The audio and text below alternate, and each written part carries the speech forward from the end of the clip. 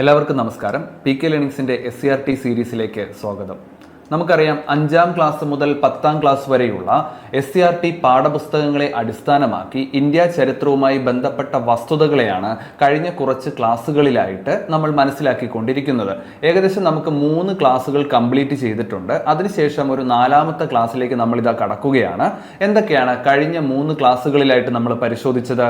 ആദ്യം നമ്മൾ ഇന്ത്യയുടെ രാഷ്ട്രീയ ചരിത്രം എന്താണ് എന്ന് വിശദമായി പരിശോധിച്ചു. എന്തായിരുന്നു ഇന്ത്യയുടെ രാഷ്ട്രീയ ചരിത്രവും അതുമായി ബന്ധപ്പെട്ട് ഇന്ത്യയിലേക്ക് വന്ന യൂറോപ്യൻ ശക്തികളും ഇന്ത്യയിൽ ഏറ്റവും കൂടുതൽ കാലം ആധിപത്യം ഉറപ്പിച്ചതുമായിട്ടുള്ള ബ്രിട്ടീഷ് കൊളോണിയൽ ശക്തികളെക്കുറിച്ച് വളരെ കൃത്യമായി മുൻ ക്ലാസ്സുകളിൽ നമ്മൾ മനസ്സിലാക്കി. അപ്പോൾ ബ്രിട്ടീഷുകാർ ഇന്ത്യയിൽ വരികയും അവർ ഇന്ത്യയിൽ ആദ്യം രാഷ്ട്രീയ ആധിപത്യം സ്ഥാപിക്കുകയും അതിനുശേഷം അത് സാമ്പത്തിക ആധിപത്യത്തിലേക്ക് വഴിമാറുകയും ചെയ്യുന്നു. ആ സാമ്പത്തിക ആധിപത്യം ഇന്ത്യയെ ഒരു ചൂഷണത്തിൽ അധിഷ്ഠിതമായ സമ്പദ് വ്യവസ്ഥയിലേക്ക് നയിക്കുകയും ചെയ്യുന്നു. ആ ചൂഷണത്തിൽ അധിഷ്ഠിതമായ സമ്പദ് വ്യവസ്ഥയിൽ നിന്നുകൊണ്ട് ഇന്ത്യൻ ജനത ചൂഷണത്തിനെതിരായിട്ടുള്ള ചെറിയ ചെറിയ പോരാട്ടങ്ങൾ ആരംഭിക്കുകയാണ്. അപ്പോൾ ഈ ചൂഷണത്തിനെതിരായിട്ടുള്ള പോരാട്ടങ്ങൾ പിന്നീട് എപ്രകാരമാണ് ഇന്ത്യയുടെ സാമൂഹിക വ്യവസ്ഥയെ സ്വാധീനിച്ചത് എന്നുള്ളതാണ് ഇനി നമുക്കായിട്ടുള്ള ക്ലാസ്സുകളിൽ നമ്മൾ മനസ്സിലാക്കാനായിട്ട് പോകുന്നത്. അപ്പോൾ നമ്മൾ കഴിഞ്ഞ ക്ലാസ്സിൽ കുറച്ചധികം കലാപങ്ങളെക്കുറിച്ച് പറഞ്ഞു, ചെറുത്തുനിൽപ്പുകളെക്കുറിച്ച് പറഞ്ഞു, ഗോത്രവർഗ ജനത നടത്തിയ പ്രശ്നങ്ങളെക്കുറിച്ച് പറഞ്ഞു. അവരനുഭവിച്ച പ്രശ്നങ്ങളും അവർ അനുഭവിച്ച പ്രശ്നങ്ങളിൽ നിന്നുകൊണ്ട് തന്നെ അവർ ബ്രിട്ടീഷുകാർക്കെതിരെ പോരാടി എന്നുള്ള കാര്യവും നമ്മളത് പറഞ്ഞു, കഴിഞ്ഞ ക്ലാസ്സിൽ പറഞ്ഞു. അപ്പോൾ എന്താണ് ഇത്തരം കലാപങ്ങളുടെ ഒരു സ്വഭാവം എന്ന് പറയുന്നത്? ഇത് ഒറ്റപ്പെട്ട ചെറുത്തുനിൽപ്പുകളായിരുന്നു. ഇത്തരം കലാപങ്ങൾ വെറും ഒറ്റപ്പെട്ട ചെറുത്തുനിൽപ്പുകളായിരുന്നു. ഒരു പ്രദേശത്ത് എന്തെങ്കിലും പ്രശ്നമുണ്ടെങ്കിൽ ആ പ്രദേശവുമായി നീണ്ടുനിന്ന പ്രശ്നങ്ങളാണ് പിന്നീട് അവിടെ ഒരു കലാപമായിട്ട് പരിണമിക്കുന്നത്. പക്ഷേ ഇതിനൊന്നും ഒരു കേന്ദ്രീകൃതമായ സ്വഭാവം ഉണ്ടായിരുന്നില്ല. അപ്പോൾ ഒറ്റപ്പെട്ട ചെറുത്തുനിൽപ്പുകൾക്ക് ശേഷം ഇന്ത്യ ഒരു കേന്ദ്രീകൃതമായ കലാപത്തിലേക്ക് എത്തിച്ചേരുകയാണ്. അപ്പോൾ ആ കലാപത്തെക്കുറിച്ചാണ് വളരെ വിശദമായി നമ്മൾ ഈ ഒരു ക്ലാസ്സിലേക്ക് പരിചയപ്പെടുവാൻ പോകുന്നത്. 1857 ഇന്ത്യയുടെ 1ാം സ്വാതന്ത്ര്യ സമരം എന്നുള്ളതാണ് ഈ ഒരു ടോപ്പിക്കിൽ നമ്മൾ ഡിസ്കസ് ചെയ്യാനായിട്ട് പോകുന്നത്. അപ്പോൾ നമുക്ക് ക്ലാസ്സിലേക്ക് കടക്കാം. വരും. അപ്പോൾ നമ്മൾ പറഞ്ഞു, ഇംഗ്ലീഷ് ഈസ്റ്റ് ഇന്ത്യ കമ്പനിക്കെതിരെ ഇന്ത്യയുടെ പല ഭാഗത്തും ഒറ്റപ്പെട്ട ചെറിയ ചെറിയ ചെറുത്തുനിൽപ്പുകൾ ഉണ്ടായിരുന്നു. എന്നാൽ അതിനൊന്നും ഒരു കേന്ദ്രീകൃതമായിട്ടുള്ള സ്വഭാവം ഉണ്ടായിരുന്നില്ല. അപ്പോൾ ഒരു പ്രദേശത്ത് എന്തെങ്കിലും പ്രശ്നങ്ങൾ ഉണ്ടാകുമ്പോൾ ബ്രിട്ടീഷുകാർ ആ പ്രദേശത്തെ തന്നെ അടിച്ചമർത്തുകയും ആ കലാപം അവിടെ അവസാനിക്കുകയും ചെയ്യുന്നു. പിന്നീട് കുറച്ച് നാൾ കഴിയുമ്പോൾ വേറെ ഏതെങ്കിലും പ്രദേശത്ത് എന്തെങ്കിലും ചെറുത്തുനിൽപ്പ് ഉണ്ടാകുന്നു, അവിടെ എന്തെങ്കിലും പ്രശ്നങ്ങൾ ഉണ്ടാകുന്നു, ബ്രിട്ടീഷുകാർ അതിനെ അടിച്ചമർത്തുന്നു. അപ്പോൾ ഇന്ത്യയുടെ ചെറിയ ചെറിയ പ്രദേശങ്ങളിൽ ഉണ്ടാകുന്ന ചെറിയ ചെറിയ പ്രശ്നങ്ങളെ അപ്പോൾ തന്നെ അടിച്ചമർത്തുകയും ബ്രിട്ടീഷുകാർക്ക് അവരുടെ ഭരണം സുഗമമായി മുന്നോട്ട് കൊണ്ടുപോകാൻ സാധിക്കുകയും ചെയ്തു. എവിടം വരെ? 1857 വരെ. എന്താണ് 1857 സംഭവിച്ചത്? അപ്പോൾ ബ്രിട്ടീഷ് സാമ്രാജ്യത്തിനെതിരായിട്ട് ഇന്ത്യയിൽ നടന്ന സംഘടിത കലാപമാണ് 1857 ഉണ്ടായത്. ബ്രിട്ടീഷ് സാമ്രാജ്യത്തിനെതിരായിട്ട് ഇന്ത്യയിൽ നടന്ന ഒരു സംഘടിത കലാപമായിരുന്നു 1857. അതുകൊണ്ട് തന്നെ ചരിത്രകാരന്മാർ 1857 നടന്ന കലാപത്തെ ഇന്ത്യയുടെ 1ാം സ്വാതന്ത്ര്യ സമരമെന്ന് വിശേഷിപ്പിക്കുന്നു. ഇന്ത്യയുടെ 1ാം സ്വാതന്ത്ര്യ സമരമെന്ന് 1857 നടന്ന കലാപത്തെ വിശേഷിപ്പിക്കുന്നു. അതാണ് പിന്നീടുള്ള ഇന്ത്യയുടെ സമര ചരിത്ര മുന്നേറ്റങ്ങൾക്ക് തുടക്കം കുറിക്കപ്പെട്ടത് ഇവിടെ നിന്നുമാണ്. അപ്പോൾ മറ്റു ചെറുത്തുനിൽപ്പുകളെ അപേക്ഷിച്ച് 1857 കലാപത്തിന്റെ പ്രത്യേകത എന്തായിരുന്നു? 1857 കലാപത്തിന്റെ പ്രത്യേകത എന്ന് പറയുന്നത് സാധാരണക്കാർ, കർഷകർ, കൈത്തൊഴിലുകൾ, നാട്ടുരാജാക്കന്മാർ, സൈനികർ, ഭൂപ്രഭുക്കൾ തുടങ്ങി സമൂഹത്തിലെ വിവിധ ജനവിഭാഗങ്ങൾ പങ്കെടുത്ത ആദ്യത്തെ ബ്രിട്ടീഷ് വിരുദ്ധ സമരമായിരുന്നു 1857 ഇന്ത്യയുടെ 1ാം സ്വാതന്ത്ര്യ സമരം എന്ന് പറയുന്നത്. അതായത് സമൂഹത്തിന്റെ നാനാവിധ ജനവിഭാഗങ്ങൾ പങ്കെടുത്ത ഇന്ത്യയിലെ ആദ്യത്തെ കേന്ദ്രീകൃത സമരമായിരുന്നു 1857 കലാപം എന്നത്. ക്ലിയർ അല്ലേ? എന്താണ് 1ാം സ്വാതന്ത്ര്യ സമരത്തിലേക്ക് ഇന്ത്യൻ ജനതയെ എത്തിച്ച സാഹചര്യങ്ങളെന്ന് നമുക്കൊന്ന് പരിശോധിച്ച് നോക്കാം. നോക്കൂ, ദുർഭരണം ആരോപിച്ചും ദത്തെടുക്കൽ നിരോധിച്ചും പലതരം വാദമുഖങ്ങളിലൂടെ നിരവധി നാട്ടുരാജ്യങ്ങളെയും പ്രദേശങ്ങളെയും ബ്രിട്ടീഷുകാർ പിടിച്ചെടുത്തു. എപ്രകാരമാണ് ബ്രിട്ടീഷുകാർ പിടിച്ചെടുത്തത്? ദുർഭരണം ആരോപിച്ചും ദത്തെടുക്കൽ നിരോധിച്ചും. അപ്പൊ ദുർഭരണം ആരോപിച്ചും ദത്തെടുക്കൽ നിരോധിച്ചും പലതരം വാദമുഖങ്ങളെ നിരത്തി ബ്രിട്ടീഷുകാർ ഇന്ത്യയിലെ വിവിധ നാട്ടുരാജ്യങ്ങളെയും പ്രദേശങ്ങളെയും പ്രദേശങ്ങളെയും പിടിച്ചെടുക്കുകയും ആ പിടിച്ചെടുത്ത പ്രദേശങ്ങളിൽ ബ്രിട്ടീഷുകാർ അവരുടേതായിട്ടുള്ള ഭരണ സമ്പ്രദായങ്ങൾ നടപ്പിലാക്കുകയും അത് അവരുടെ ഭൂപ്രദേശമായി മാറുകയും ചെയ്യുന്നു. സ്വാഭാവികമായിട്ടും അവിടങ്ങളിലുള്ള ജനങ്ങൾക്കും അവിടുത്തെ നാട്ടുരാജാക്കന്മാർക്കും അസംതൃപ്തി ഉണ്ടാകുന്നതിന് ഇതൊരു പ്രധാനപ്പെട്ട കാരണമായി. അപ്പോൾ നമ്മൾ പറഞ്ഞു, പിടിച്ചെടുത്ത ഭൂപ്രദേശങ്ങളിൽ ബ്രിട്ടീഷുകാർ അവരുടെ നികുതി സമ്പ്രദായങ്ങൾ നടപ്പിലാക്കുകയും പലതരത്തിലുള്ള വ്യവസ്ഥകളെ അടിച്ചേൽപ്പിക്കുകയും ചെയ്യുന്നു. അത്തരത്തിലുള്ള 1-2 വ്യവസ്ഥകൾ നമുക്ക് പഠിക്കാനുണ്ട്. അതിൽ ഏറ്റവും പ്രധാനപ്പെട്ടതാണ് സൈനിക സഹായ വ്യവസ്ഥ, സബ്സിഡറി അലയൻസ് പോളിസി. സൈനിക സഹായ വ്യവസ്ഥ അത് നടപ്പിലാക്കിയതാരാണ്? വെല്ലസ്ലി പ്രഭു നടപ്പിലാക്കിയ വ്യവസ്ഥയുടെ പേരാണ് സൈനിക സഹായ വ്യവസ്ഥ. ഓർത്തു വയ്ക്കുക, അത് വളരെയധികം പ്രധാനപ്പെട്ട ഒരു ടോപ്പിക്കാണ്. എന്താണ് അതിന്റെ വ്യവസ്ഥകൾ? എന്താണ്? ബ്രിട്ടീഷുകാരുമായി സൈനിക സഖ്യത്തിൽ ഏർപ്പെടുന്ന നാട്ടുരാജ്യങ്ങൾ ചില വ്യവസ്ഥകൾ പാലിക്കേണ്ടിയിരുന്നു. ആ വ്യവസ്ഥകളെയാണ് നമ്മൾ സൈനിക സഹായ വ്യവസ്ഥ എന്ന് പറയുന്നത്. അതായത് വളരെ എളുപ്പത്തിൽ നമുക്കത് പറയാൻ സാധിക്കും. നാട്ടുരാജ്യങ്ങൾക്ക് സംരക്ഷണം നൽകാനെന്ന വ്യാജേനെ അവരെന്ത് ചെയ്യുന്നു? അവരുടെ ഒരു കൂട്ടം സൈനികരെ ഒരു നാട്ടുരാജ്യത്തിൽ നിലനിർത്തും. അപ്പൊ ആ നാട്ടുരാജാക്കന്മാർ ഇത്തരപ്രകാരം സംരക്ഷണം നൽകുന്നതിന് വേണ്ടിയിട്ട് ചില നിബന്ധനകൾ പാലിക്കേണ്ടിയിരുന്നു. ആ വ്യവസ്ഥകൾ എന്തൊക്കെയാണ് എന്നുള്ളതാണ് ഈ സൈനിക സഹായ വ്യവസ്ഥയുടെ അടിത്തറ എന്ന് പറയുന്നത്. അപ്പോൾ അതെന്താണ് അവർ പറയുന്നത്? തങ്ങളുടെ സഖ്യകക്ഷിയുടെ ഭരണത്തെ വൈദേശിക ആഭ്യന്തര ഭീഷണികളിൽ നിന്ന് സംരക്ഷിക്കുവാനുള്ള ഉത്തരവാദിത്തം ആർക്കായിരിക്കും? ബ്രിട്ടീഷുകാർക്കായിരിക്കും. അതായത് തങ്ങളുടെ സഖ്യകക്ഷി, ആരായിരിക്കും ആ സഖ്യകക്ഷി എന്ന് പറയുന്നത്? ആ നാട്ടുരാജ്യമായിരിക്കും.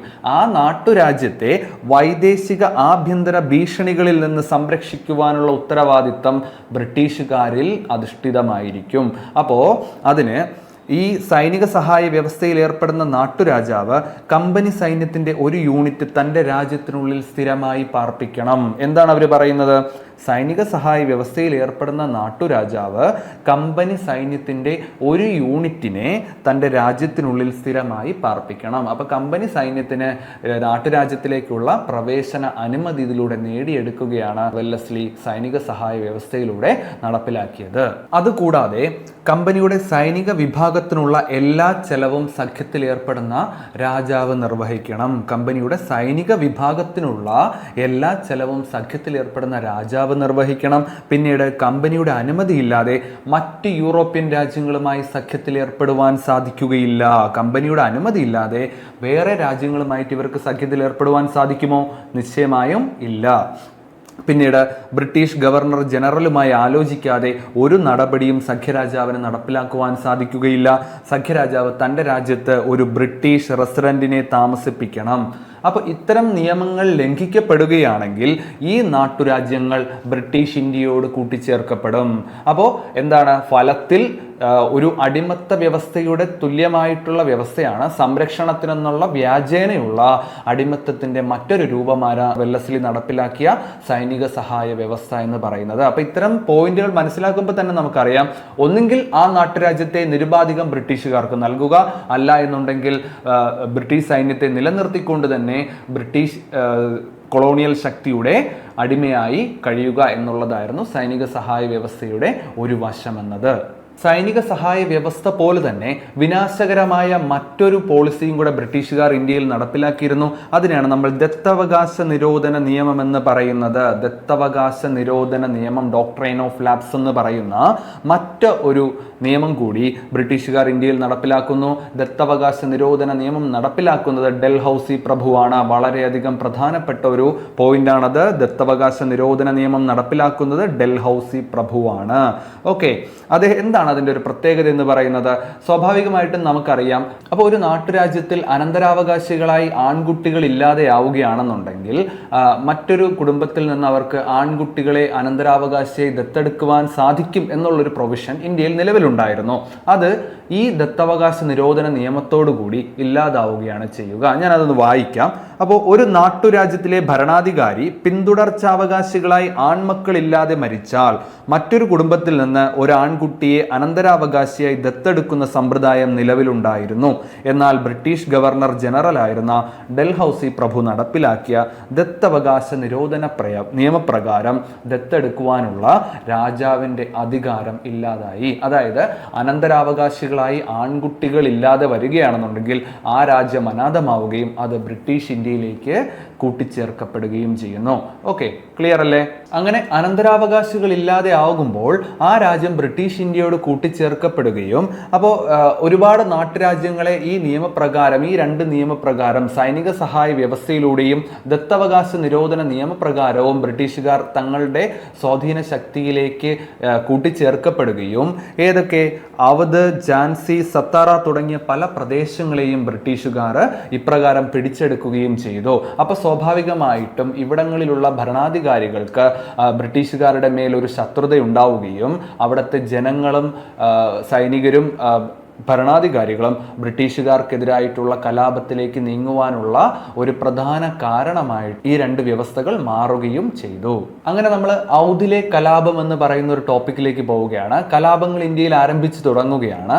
അപ്പോൾ ഒരു ചെറിയൊരു കോട്ട് ഞാൻ നിങ്ങളെ ഒന്ന് പരിചയപ്പെടുത്തി തരാം. പരീക്ഷയ്ക്ക് മുൻവർഷ ചോദ്യ പേപ്പറുകളിൽ ഉണ്ടായിരുന്നൊരു കോട്ടാണിത്. എന്താണ്?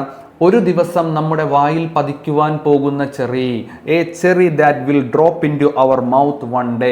ആരാണ് പറഞ്ഞത്? ഇത് ബ്രിട്ടീഷ് ഗവർണർ ജനറൽ ആയിരുന്ന ഡൽഹൌസി പ്രഭു ഔദിനെ വിശേഷിപ്പിച്ചതാണ്. എന്താണ്? ഒരു ദിവസം നമ്മുടെ വായിൽ പതിക്കാൻ പോകുന്ന ചെറിയാണ് ഔദ്.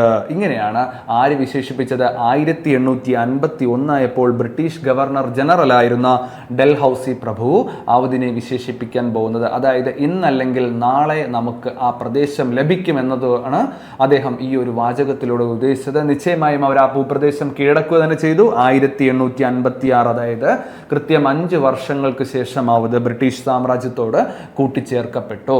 അതായത് ഒരു ദിവസം നമ്മുടെ വായിൽ പതിക്കുവാൻ പോകുന്ന ചെറി എന്നുള്ള വാചകം 5 വർഷങ്ങൾക്കിപ്പുറം സത്യമായി. ക്ലിയർ അല്ലേ? അപ്പൊ എന്താണ് ഈ ഔദിന്റെ പ്രത്യേകത എന്ന് പറയുന്നത്? ഈ ഔദിനെ ബംഗാൾ സൈന്യത്തിന്റെ നഴ്സറി എന്ന് വിളിക്കുന്നുണ്ട്. എന്താണ് ഔദിനെ എന്ത് വിളിക്കുന്നു? ബംഗാൾ സൈന്യത്തിന്റെ nursery, nursery of Bengal army എന്നാണ് വിളിക്കുന്നത്. എന്താണ് അത്? എന്തുകൊണ്ടായിരിക്കാം അപ്രകാരം വിളിക്കുന്നത്?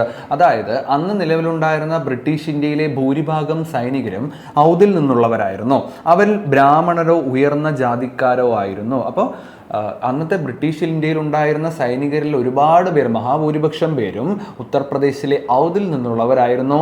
അവര് ജാതീയപരമായും മതപരമായും അന്നത്തെ കാലത്ത് വളരെയധികം ഉയർന്നവരെന്ന് കരുതപ്പെട്ടിരുന്നവരുമായിരുന്നു. അപ്പോൾ സ്വാഭാവികമായും എന്തായിരിക്കും?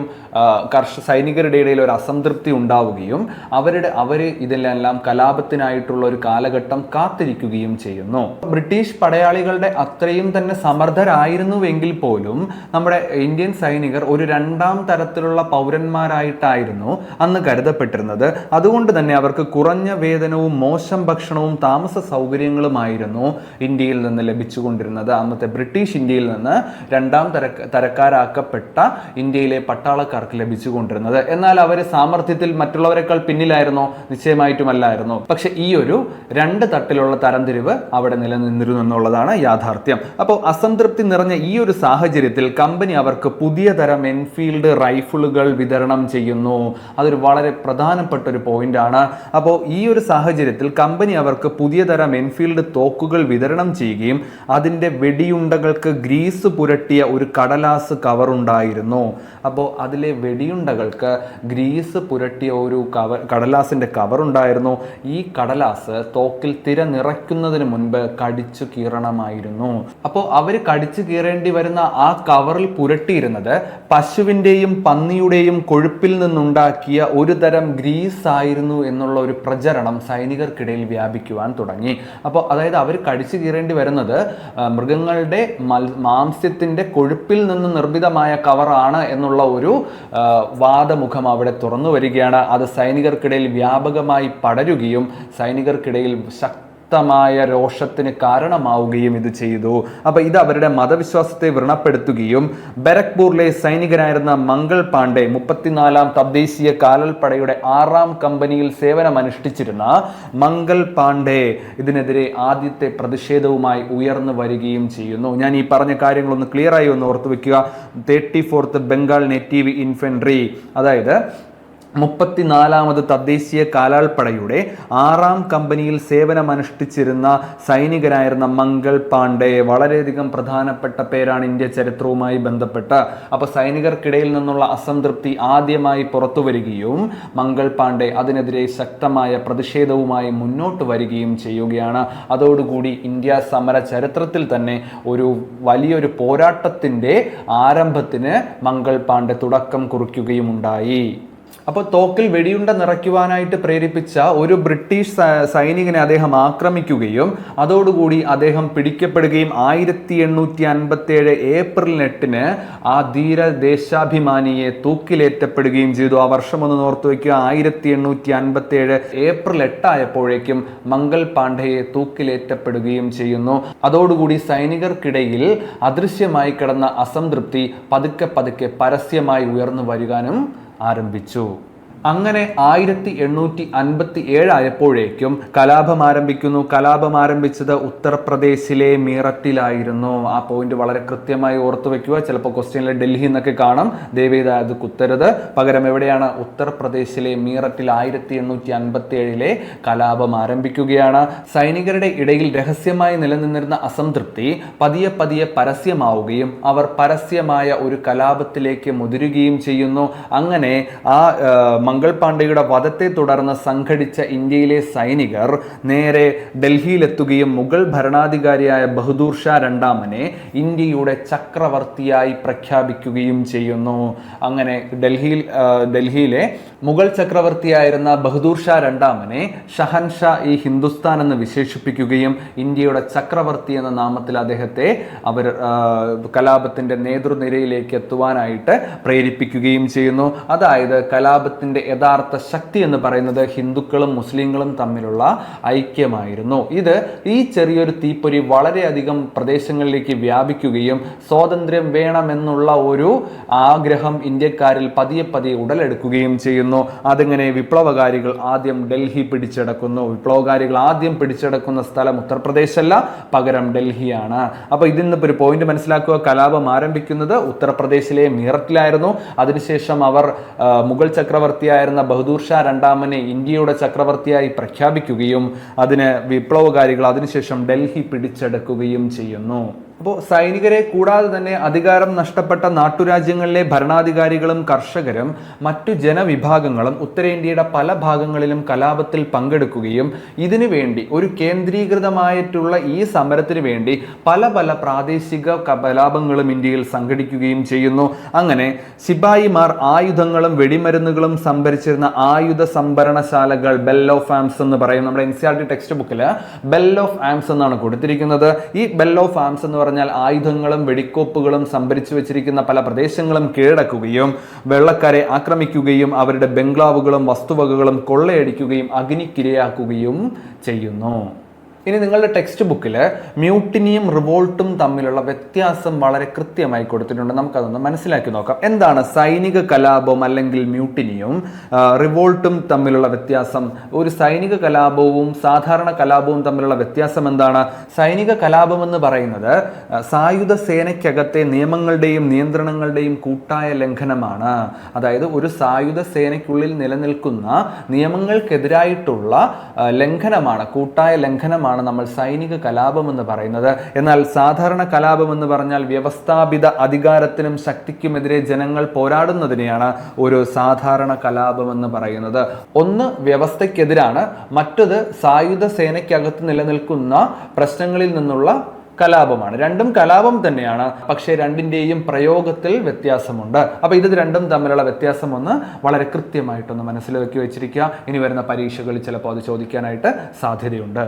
അപ്പോൾ 1857 ഒന്നാം സ്വാതന്ത്ര്യ സമരത്തെ ചപ്പാത്തി വിപ്ലവം എന്ന് വിളിക്കുന്നുണ്ട്. എന്താണ് 1857 ഒന്നാം സ്വാതന്ത്ര്യ സമരത്തിന്റെ മറ്റൊരു പേരെന്താണെന്ന് ചോദിച്ചാൽ നമുക്ക് ചപ്പാത്തി വിപ്ലവം എന്ന് പറയാം. പിന്നീട് ഈ അസംഗർ പ്രഖ്യാപനം 1857 ഓഗസ്റ്റ് നടന്ന അസംഗർ പ്രഖ്യാപനം എന്തുമായി ബന്ധപ്പെട്ടിരിക്കുന്നു എന്നൊരു ചോദ്യം വന്നാൽ ഇന്ത്യയുടെ ഒന്നാം സ്വാതന്ത്ര്യ സമരവുമായി ബന്ധപ്പെട്ടിരിക്കുന്നു എന്ന് വളരെ കൃത്യമായി തന്നെ ഉത്തരം എഴുതേണ്ടതാണ്. അസംഗർ പ്രഖ്യാപനം ആഗസ്റ്റ് 25, 1857. അപ്പോൾ ഇനി ഇതിന് ശേഷം നമ്മൾ നോക്കാൻ പോകുന്നത് വളരെയധികം പ്രധാനപ്പെട്ട ഒരു ടോപ്പിക്കിലൂടെയാണ്. PSC പരീക്ഷ എഴുതുന്നവർക്കറിയാം ഞാൻ ഇനി പഠിപ്പിക്കാൻ പോകുന്ന ടോപ്പിക്കിൽ നിന്ന് എത്രയധികം പ്രീവിയസ് ക്വസ്റ്റ്യൻസ് വന്നിട്ടുണ്ട് എന്നുള്ളതാണ്. അപ്പോൾ ആ ടോപ്പിക്കിലേക്ക് നമുക്ക് കടക്കാം. എന്താണ് ആ ടോപ്പിക് എന്ന് പറയുന്നത്? ഇന്ത്യയിൽ കലാപം നടന്ന സ്ഥലവും ആ കലാപത്തിന് നേതൃത്വം നൽകിയവരും ആ കലാപത്തിന്റെ നേതൃത്വം നൽകിയവരുടെ സവിശേഷതകളുമാണ്. അപ്പോൾ ഇത് ടെക്സ്റ്റ് ബുക്കിൽ ഇങ്ങനെയല്ല നൽകിയിരിക്കുന്നത്. ഞാൻ നിങ്ങൾക്ക് വളരെയധികം എളുപ്പത്തിൽ മനസ്സിലാകാൻ വേണ്ടിയിട്ട് ഇങ്ങനെ ഒരു ബോക്സ് പോലെ തന്നിട്ടുണ്ട്. അപ്പോൾ നിങ്ങൾക്ക് അത് ഒറ്റ നോട്ടത്തിൽ കണ്ടാൽ തന്നെ മനസ്സിലാവാനായിട്ട് സാധിക്കും. കാരണം അത്രയധികം പ്രധാനപ്പെട്ടതാണ് ഈ ഒരു ടോപ്പിക് എന്ന് പറഞ്ഞാൽ. ഇത് ടച്ച് ചെയ്യാതെ പോകുന്ന PSC പരീക്ഷകൾ വളരെ കുറവായിരിക്കും. അപ്പോൾ അത്രയും പ്രാധാന്യത്തോട് തന്നെ ഈ ഒരു ടോപ്പിക് മനസ്സിലാക്കി വെച്ചിരിക്കുക. അപ്പോൾ ആദ്യം നമ്മൾ മനസ്സിലാക്കാൻ പോകുന്നത് ഡൽഹിയെ കുറിച്ചാണ്. ഡൽഹിയിൽ ആരൊക്കെയാണ് കലാപത്തിന് നേതൃത്വം നൽകിയവർ? ബഹദൂർ ഷാ രണ്ടാമനും ജനറൽ ഭക്ത് ഖാനും. ബഹദൂർ ഷാ രണ്ടാമനെ കുറിച്ച് നമ്മൾ മുൻപേ പറഞ്ഞിരുന്നു. അദ്ദേഹത്തെ ഇന്ത്യയുടെ ചക്രവർത്തിയായിട്ട് അവരോധിക്കപ്പെടുകയും ഡൽഹിയിൽ അദ്ദേഹം കലാപത്തിന് നേതൃത്വം നൽകുകയും അദ്ദേഹത്തിന്റെ സൈനിക ജനറലായിരുന്ന ജനറൽ ഭക്ത് ഖാനും ഈ ഒരു കലാപത്തിൽ പങ്കെടുക്കുകയും ഈ രണ്ടുപേരും ഡൽഹിയിൽ നടന്ന കലാപങ്ങൾക്ക് നേതൃത്വം നൽകുകയും ചെയ്യുന്നു. എന്തായിരുന്നു ഈ കലവരുടെ സവിശേഷതകൾ എന്ന് പറഞ്ഞാൽ നമ്മൾ മുൻപേ പറഞ്ഞിരുന്നു. ബഹദൂർ ഷാ രണ്ടാമനെ ഇന്ത്യയുടെ ചക്രവർത്തിയായി പ്രഖ്യാപിച്ചു. പക്ഷേ വിപ്ലവാനന്തരം ബഹദൂർ ഷാ രണ്ടാമൻ റങ്കൂണിലേക്ക് നാടുകടത്തപ്പെടുകയും ചെയ്യുന്നു. അപ്പൊ ഈ പോയിന്റ് ഒന്ന് ഓർത്തു വെക്കുക. ഡൽഹിയിൽ ആരാണ് കലാപത്തിന് നേതൃത്വം കൊടുത്തത്? ബഹദൂർ ഷാ രണ്ടാമനും അദ്ദേഹത്തിന്റെ സൈനിക ജനറലായിരുന്ന ജനറൽ ഭക്ത് ഖാനും. അങ്ങനെ നമ്മൾ ഝാൻസിയിലേക്ക് പോവുകയാണ്. ഝാൻസിയിൽ ആരാണ് കലാപത്തിന് നേതൃത്വം കൊടുത്തത്? നമുക്കറിയാം, റാണി ലക്ഷ്മിഭായി ആണ് ഝാൻസിയിലെ കലാപത്തിന് നേതൃത്വം കൊടുത്തത്. ഝാൻസിയിലെ ഭരണാധികാരിയായിരുന്നു റാണി ലക്ഷ്മിഭായി എന്ന് പറയുന്നത്. ഝാൻസിയിലെ ഭരണാധികാരിയായിരുന്ന റാണി ലക്ഷ്മിഭായി ആണ് ഝാൻസിയിലെ കലാപത്തിന് നേതൃത്വം നൽകിയത്. അപ്പോൾ ഇനി നമുക്ക് റാണി ലക്ഷ്മിഭായിയെ കുറിച്ചുള്ള കുറച്ച് വസ്തുതകളൊന്ന് മനസ്സിലാക്കി വെക്കാം. എന്തായിരുന്നു റാണി ലക്ഷ്മിഭായിയുടെ യഥാർത്ഥ നാമം എന്ന് പറയുന്നത്? മണികർണിക. വളരെയധികം പ്രധാനപ്പെട്ടതാണ്. മണികർണിക എന്നറിയപ്പെടുന്നത് ഝാൻസിയിലെ ഭരണാധികാരിയായിരുന്ന റാണി ലക്ഷ്മിഭായി ആണ്. അപ്പോൾ ഝാൻസിയിൽ കലാപം അടിച്ചമർത്തിയത് ആരായിരുന്നു? ജനറൽ ഹ്യൂഗ് റോസ് ആയിരുന്നു ഝാൻസിയിലെ കലാപത്തെ അടിച്ചമർത്തിയിരുന്നത്. അദ്ദേഹം ഝാൻസി റാണിയെ കുറിച്ചൊരു സ്റ്റേറ്റ്മെന്റ് പറഞ്ഞു. കലാപകാരികൾക്കിടയിലെ ഏക പുരുഷനായിരുന്ന ഒരു വനിത ഇതാ മരിച്ചു കിടക്കുന്നു. ആരാണത് പറഞ്ഞത്? ആരാണ് ഹ്യൂഗ് റോസ്? കലാപം അടിച്ചമർത്തുവാൻ നിയോഗിക്കപ്പെട്ട ബ്രിട്ടീഷ് ഇന്ത്യയിലെ സൈനിക ഉദ്യോഗസ്ഥനായിരുന്നു ഹ്യൂഗ് റോസ് എന്ന് പറഞ്ഞാൽ. ആ ഹ്യൂഗ് റോസ് ഝാൻസി റാണിയുടെ മൃതശരീരത്തിനരികിൽ നിന്ന് പറഞ്ഞത് എന്താണ്? കലാപകാരികൾക്കിടയിലെ ഏക പുരുഷനായിരുന്ന വനിത ഇതാ മരിച്ചു കിടക്കുന്നു. ഇന്ത്യൻ വിപ്ലവകാരികൾക്കിടയിലെ ഏറ്റവും അപകടകാരി എന്ന് പറഞ്ഞതും ഹ്യൂഗ് റോസ് ആണ്. അങ്ങനെ 1858 ജൂൺ 17 ആയപ്പോൾ ഝാൻസി റാണി പോരാട്ടത്തിനിടയിൽ മരിച്ചു വീഴുകയും ആ ധീര ചരിത്രം പിന്നീട് ഇന്ത്യ ചരിത്രത്തിലേക്ക് എഴുതി ചേർക്കപ്പെടുകയും ചെയ്യുന്നു. അങ്ങനെ ഉത്തർപ്രദേശിലെ ബറൌട്ട് പർഗാന എന്ന് പറയുന്ന ഒരു സ്ഥലമുണ്ട്. അവിടെ കലാപത്തിന് നേതൃത്വം നൽകിയത് ഷാമൽ എന്ന് പറയുന്ന ഒരാളാണ്. ഇത് NCERT ടെക്സ്റ്റ് ബുക്കിലുണ്ട്. ഈ ഒരു ഫാക്ട് പ്രീവിയസ് ഇയറിലെ ക്വസ്റ്റ്യൻ ആയിട്ട് വന്നിട്ടുണ്ട്. അപ്പോൾ ഇതൊന്ന് ഓർത്തു വയ്ക്കുക. ഉത്തർപ്രദേശിലെ ബറൌട്ട് പർഗാനയിൽ ഷാമലാണ് കലാപത്തിന് നേതൃത്വം നൽകിയ വ്യക്തികളിൽ ഒരാള്. അങ്ങനെ നമ്മൾ കാൺപൂരിലേക്ക് എത്തിച്ചേരപ്പെടുകയാണ്. കാൺപൂരിൽ ആരാണ് കലാപത്തിന് നേതൃത്വം നൽകിയത്? നാനാ സാഹിബും താന്തിയ തോപ്പിയുമാണ്. കാൺപൂരിൽ ആരാണ് കലാപത്തിന് നേതൃത്വം നൽകുന്നത്? നാനാ സാഹിബ് ആൻഡ് താന്തിയ തോപ്പി. ആരാണ് നാനാ സാഹിബ് എന്ന് പറഞ്ഞാൽ? അദ്ദേഹം ഒരു മറാത്ത ഭരണാധികാരിയായിരുന്നു. നാനാ സാഹിബ് എന്ന് പറയുന്നത് ഒരു മറാത്ത ഭരണാധികാരിയായിരുന്നു. അദ്ദേഹത്തിന്റെ സൈനിക തലവനാണ് താന്തിയ തോപ്പി. അപ്പം നാനാ സാഹിബിന്റെ സൈനിക തലവനാണ് താന്തിയ തോപ്പി. അദ്ദേഹം ഗറില്ല യുദ്ധമുറകൾ പ്രയോഗിച്ചു. വളരെയധികം പ്രധാനപ്പെട്ടതാണ്. പരീക്ഷയ്ക്ക് ചിലപ്പോൾ ചോദിക്കാൻ സാധ്യതയുണ്ട്, മുൻപ് ചോദിച്ചിട്ടുമുണ്ട്. ഒന്നാം സ്വാതന്ത്ര്യ സമരത്തിൽ ഗറില്ല യുദ്ധമുറകൾ പ്രയോഗിച്ച ഭരണാധികാരിയുടെ പേര് അല്ലെങ്കിൽ സൈനിക തലവന്റെ പേരെന്ന് ചോദിച്ചാൽ താന്തിയ തോപ്പിയായിരുന്നു. താന്തിയ തോപ്പി ആരാണ്? നാനാ സാഹിബിന്റെ സൈനിക തലവനായിരുന്നു. അവർ ഗറില്ല യുദ്ധമുറകൾ ഇന്ത്യക്ക് പരിചയപ്പെടുത്തുകയുണ്ടായി. അങ്ങനെ നമ്മൾ ലഖ്നൌവിലേക്ക് കടക്കുകയാണ്. ലഖ്നൌവിൽ ആരാണ് കലാപത്തിന് നേതൃത്വം നൽകിയത്? ബീഗം ഹസ്രത്ത് മഹൽ. ലഖ്നൌവിൽ ആരാണ് കലാപത്തിന് നേതൃത്വം നൽകിയത്? ബീഗം ഹസ്രത്ത് മഹൽ. വളരെയധികം പ്രധാനപ്പെട്ട പേരുകളാണ് ഞാൻ പറഞ്ഞു വരുന്നത്. ദയവ് ചെയ്ത് എന്തെങ്കിലും ഒരു കണക്ഷൻ ഫാക്ടർ വെച്ച് ഇതെല്ലാം ഓർത്തിരിക്കുക. നിർബന്ധമായും പരീക്ഷയ്ക്ക് ഒരു മാർക്ക് ചോദിക്കും. ചിലപ്പോൾ എല്ലാം കൂടെ ചോദിക്കുന്ന സമയത്ത് നിങ്ങൾക്ക് അങ്ങോട്ടും ഇങ്ങോട്ടും തരംതിരിഞ്ഞ് പോവുകയാണെന്നുണ്ടെങ്കിൽ എന്തെങ്കിലും കണക്ഷൻ ഫാക്ടർ വെച്ചിട്ട് ഇതൊക്കെ ഒന്ന് ഓർത്ത് വയ്ക്കുക. കാര്യം നിശ്ചയമായും പരീക്ഷയ്ക്ക് ഇത് തിരിഞ്ഞു പോകാൻ സാധ്യതയുള്ള ഫാക്റ്റുകളാണ്. ഇപ്പൊ ലഖ്നൌവിൽ ആരാണ് കലാപത്തിന് നേതൃത്വം നൽകിയത്? ബീഗം ഹസ്രത്ത് മഹൽ. ഇപ്പൊ ലഖ്നൗ എന്നൊക്കെ നമ്മൾ പറയുന്ന സമയത്ത് ലവ് എന്ന് കേൾക്കൂലേ? അപ്പോൾ അതൊരു വനിതയാണ്, സ്ത്രീകൾക്കാണ് ഏറ്റവും കൂടുതൽ സ്നേഹമുള്ളതെന്നോ അല്ലെങ്കിൽ സ്ത്രീകളോടാണ് ഏറ്റവും കൂടുതൽ സ്നേഹമുള്ളതെന്നോ എന്തെങ്കിലുമൊക്കെ പറഞ്ഞു വെച്ച് ഇത് ഓർത്തിരിക്കുക. പരീക്ഷയ്ക്ക് എങ്ങനെയെങ്കിലും ഇതിൽ നിന്ന് ചോദിക്കുന്ന ചോദ്യത്തിന് ഒരു മാർക്ക് നേടിയിരിക്കുക. ലഖ്നൌവിൽ ബീഗം ഹസ്രത്ത് മഹലാണ് കലാപത്തിന് നേതൃത്വം നൽകിയവരിൽ പ്രധാനപ്പെട്ട ഒരാൾ. ആരായിരുന്നു ഈ ബീഗം ഹസ്രത്ത് മഹൽ എന്ന് പറഞ്ഞാൽ? അവര് അവധിലെ ഭരണാധികാരിയായിരുന്നു. ബീഗം ഹസ്രത്ത് മഹൽ അവധിലെ ഭരണാധികാരിയായിരുന്നു. അവർ ലഖ്നൌവിൽ ഇന്ത്യയുടെ സ്വാതന്ത്ര്യ സമരത്തിന്റെ ഒന്നാം സ്വാതന്ത്ര്യ സമരത്തിന്റെ നേതൃനിരയിൽ തന്നെ ഉണ്ടായിരുന്ന ഒരു പ്രമുഖ വ്യക്തികളിൽ ഒരാളാണ് ബീഗം ഹസ്രത്ത് മഹൽ എന്ന് പറയുന്നത്. അങ്ങനെ നമ്മൾ ബീഹാറിലെ ആരയിൽ എത്തിച്ചേരുകയാണ്. ബീഹാറിലെ ആരയിൽ ആരാണ് കലാപത്തിന് നേതൃത്വം നൽകുന്നത്? കൻവർ സിംഗ് ആണ്. ബീഹാറിലെ ആരയിൽ കലാപത്തിന് നേതൃത്വം നൽകുന്നത് കൻവർ സിംഗ് ആണ്. ആരാണ് ഈ കൻവർ സിംഗ് എന്ന് പറയുന്നത്? അത് ജഗദീഷ്പൂരിലെ ഒരു കർഷക പ്രഭുവാണ്. ജഗദീഷ്പൂരിലെ ഒരു കർഷക പ്രഭുവായ കൻവർ സിംഗ് ബീഹാറിലെ ആരയിൽ സമരങ്ങൾക്ക് നേതൃത്വം നൽകുന്നു. സിമ്പിൾ അല്ലേ? ശരി. ഫൈസാബാദ് ആയപ്പോൾ മൗലവി അഹമ്മദുള്ള കലാപത്തിന് നേതൃത്വം നൽകുന്നു. ഫൈസാബാദിൽ മൗലവി അഹമ്മദുള്ള കലാപത്തിന് നേതൃത്വം നൽകി. അപ്പോൾ ഇന്ത്യയുടെ വിവിധ ഭാഗങ്ങളിൽ നടന്ന കലാപത്തിന് ആരെല്ലാമാണ് നേതൃത്വം നൽകിയതെന്നും അവരുടെ പൊസിഷനുകൾ എന്തായിരുന്നു എന്നും വളരെ കൃത്യമായി നമ്മൾ മനസ്സിലാക്കി. ഇനി അതിനുശേഷം നമ്മൾ മനസ്സിലാക്കാൻ പോകുന്ന ഒരു ടോപ്പിക്കാണെന്ന് പറയുന്നത് 1857 കലാപം സിനിമയിലും സാഹിത്യത്തിലും എപ്രകാരം പ്രതിഫലിച്ചു എന്നാണ് ഇനി നമ്മൾ മനസ്സിലാക്കാനായിട്ട് പോകുന്നത്. അപ്പോൾ മോഹൻ സിൻഹയുടെ 1857 എന്ന് പറയുന്ന ഒരു സിനിമയുണ്ട്. 1857 ആരാണ് സംവിധാനം ചെയ്തത്? മോഹൻ സിൻഹെ. അത് കഴിഞ്ഞിട്ട് കേതൻ മെഹ്ത്തെ സംവിധാനം ചെയ്ത Mangal Pandey the rising. Mangal Pandey the rising എന്ന് പറയുന്ന സിനിമ സംവിധാനം ചെയ്തത് കേതൻ മെഹ്ത്തെ. അത് ക്രിഷ് ജഗർലമുഡിയുടെ Manikarnika the queen of Jhansi എന്ന് പറയുന്ന സിനിമ സംവിധാനം ചെയ്തത് ക്രിഷ് ജഗർലമുഡി.